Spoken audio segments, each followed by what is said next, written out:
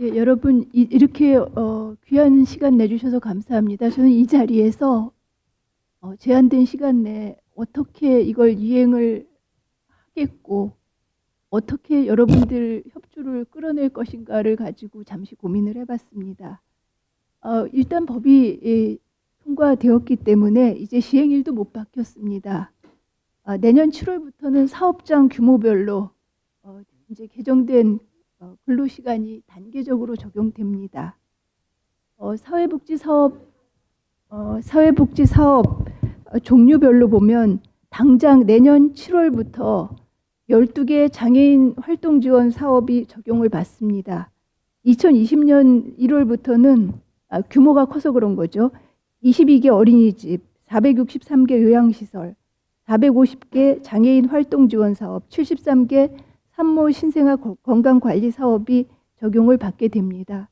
휴게 규정은 올해 7월부터 시행입니다만 이것이 실제 이행력을 가지려면 교대 인력이라든지 제반 지침이 같이 정비되어야 할 것입니다. 우리 작년부터 여당하고 전문가들하고 논의를 했습니다만 근로시간 단축과 일생활 균형이라는 큰 방향을 추구하면서 그 의견을 같이 하면서 올해 법 개정이 확정된 이후부터는 고용부, 기재부 또 이제 각 업종에 관련된 유관부처와 후속 조치를 매주 TF를 만들어서 꾸려나가고 예상되는 문제점을 논의하고 있습니다. 여러분들 이미 다 아시고 있습니다. 가장 중요한 것은 예산의 확보입니다. 그럼 어떻게 그럼 저희가 예산을 확보하는데 뭐가 힘든지를 여러분들께 말씀을 솔직하게 드리겠습니다. 여러분들 장시간 근무한다고 다들 믿고 계십니다. 그런데 우리 2017년 보사연에서 연구 실태 조사를 했는데 평균 근로시간 거주시설 종사자 평균 근로시간이 43.5시간으로 나왔습니다. 또 다른 2016년 보사연 연구 결과는 노무조사 차원으로 이건 접근하긴 했습니다만 장애인 그룹홈이 57.8시간, 아동양육시설 51.1시간 뭐 이렇게 생활지도원의 근무 시간이 다소 길게 나타났습니다.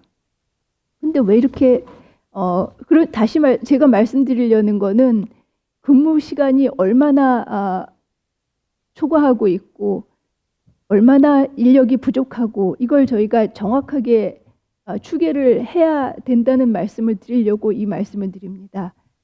물론 근무 시간이 업종시설 개인별로 다 차이가 있을 수 있지만 왜 이런 차이가 나는가 저희가 생각을 해봤더니 충분하지 못한 예산에 맞춰서 초과 근무를 시키려니까 초과 근무 수당에 맞춰서 거꾸로 계산을 한 것 같습니다. 그래서 수당을 줄 수 없는 시간은 아마 휴게 시간으로 자체 산정을 해서 이런 결과가 나오지 않았나 그렇게 생각이 됩니다.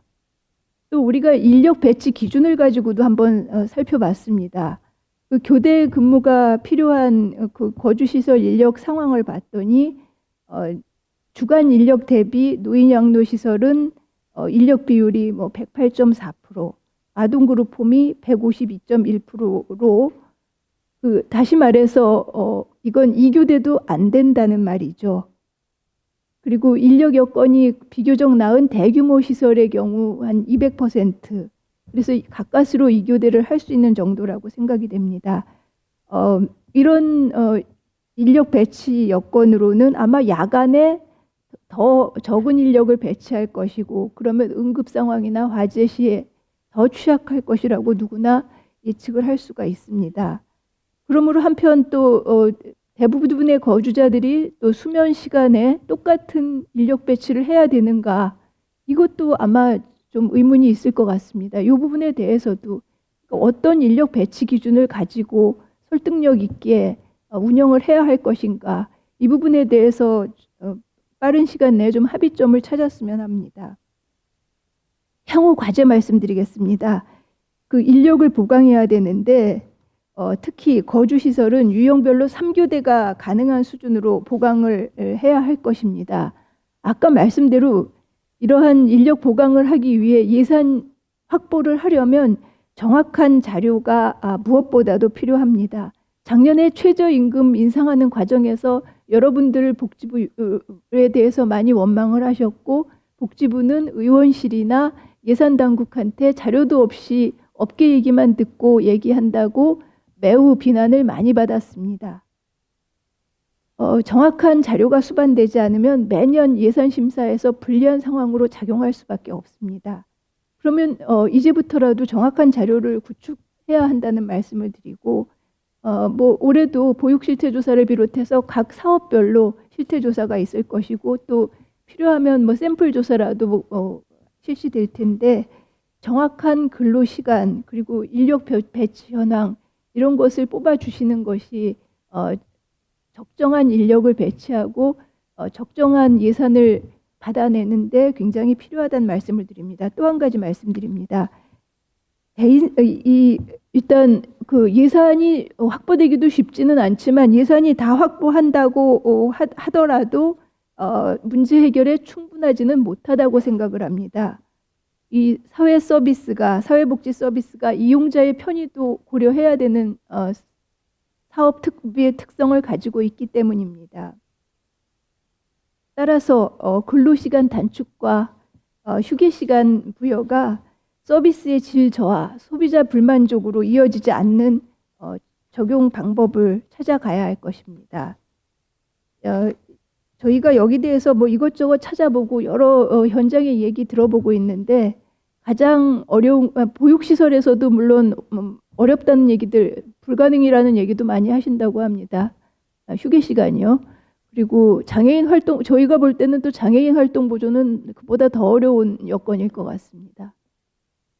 아마 여기에 대해서는 없는 길을 만들어가는 것과 마찬가지라고 생각되고, 저희가 이걸 어떻게 하면 좋을까? 고용부에서 아마 컨설팅 한다면 거기도 좀 받아봤으면 좋겠고, 또 외국에서는 어떻게 하고 있나 좀 얘도 좀 찾아봤으면 합니다. 그리고 이런 또 우리가 취약한 이용자를 많이 돌보는 관계로 휴게 시간 중에 사고의 위험, 위기의 경우에 어떻게 대처해야 하는가에 대한 매뉴얼과 그런 책임에 대한 부분도 또 미리 대비해야 되지 않을까 생각이 됩니다. 이렇게 사회복지 사업에도 개정 근로기준법이 이제 시행되고 이것이 예상한 대로 적용이 될 수 있도록 협조를 부탁드립니다. 여러분들의 전적인 협조 부탁드리고, 저희도 최선의 노력을 다할 것임을 약속드립니다. 감사합니다.